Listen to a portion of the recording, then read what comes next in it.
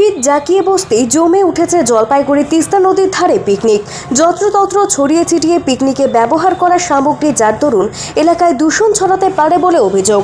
জলপাইগুড়ি শহর সংলগ্ন jubilee park এলাকায় 1 নম্বর স্পার এলাকায় সকাল বিকেল প্রায়শই লোকজন ঘুরতে আসেন। এদিন এই নদী এলাকায় যত পরিষ্কার পরিচ্ছন্ন থাকবে ততই আমরা মুক্ত বাতাস গ্রহণ করব। তিস্তা নদীর স্পারে কে বা কারা পিকনিক খাওয়ার নোংরা আবর্জনা যেখানে সেখানে ছড়িয়ে ছিটিয়ে ফেলছে, এ ব্যাপারে পরিবেশ প্রেমী রাজা রাউত বলেন, নদীর পারে চড়ুইভাতি হবে ঠিকই, কিন্তু নদীকে বাঁচিয়ে সবকিছু করতে হবে। এতে নদী এলাকা যেমন দৃশ্য দূষণ হচ্ছে তেমনি নদীরও ক্ষতি হচ্ছে বলে তিনি জানান। আমার মনে হয় এ ব্যাপারে স্থানীয় প্রশাসন ও এলাকাবাসীকে এগিয়ে আসতে হবে, তাহলে নদীও বাঁচবে এবং পরিবেশকে রক্ষা করা সম্ভব হবে। এই বিষয়ে জলপাইগুড়ি খড়িয়া পঞ্চায়েতের উপপ্রধান মনোজ ঘোষকে ফোন করা হলে তিনি বলেন, যারা পিকনিকে আসেন আমার মনে হয় এলাকায় পরিষ্কার রাখা তাদেরও দায় বর্তায়। আজকে লেবার দিয়ে পরিষ্কার করার কথা ছিল, কিন্তু লেবার পাওয়া যায়নি। আশা করি তারিখ থেকে পিকনিক স্পটে পরিষেবা কোনো সমস্যা হবে না বলে তিনি জানান।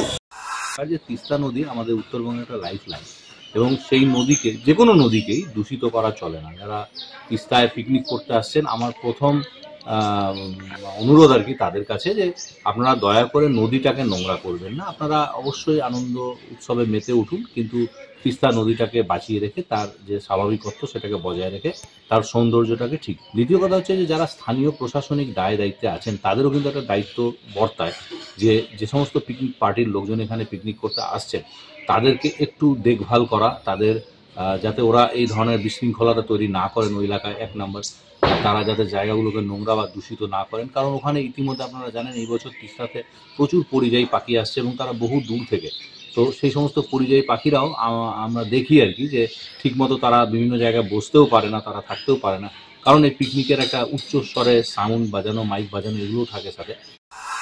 দিলীপ রায়ের প্রতিবেদন, সিসিএন তরাইডুয়ার সংবাদ।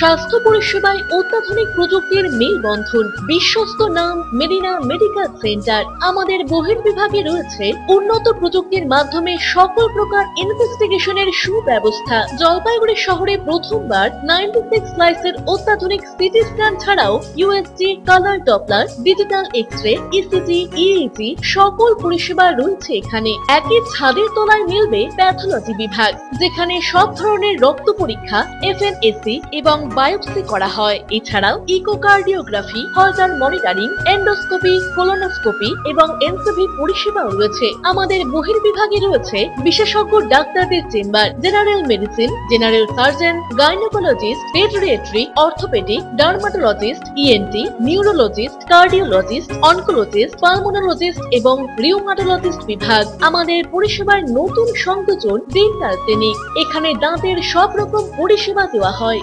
জলপাইগুড়ি শহরে প্রথমবার অত্যাধুনিক মডিউলার ওটি এবং ওয়েল ইকুইপড আইসিইউ পরিষেবা আমরাই নিয়ে এসেছি।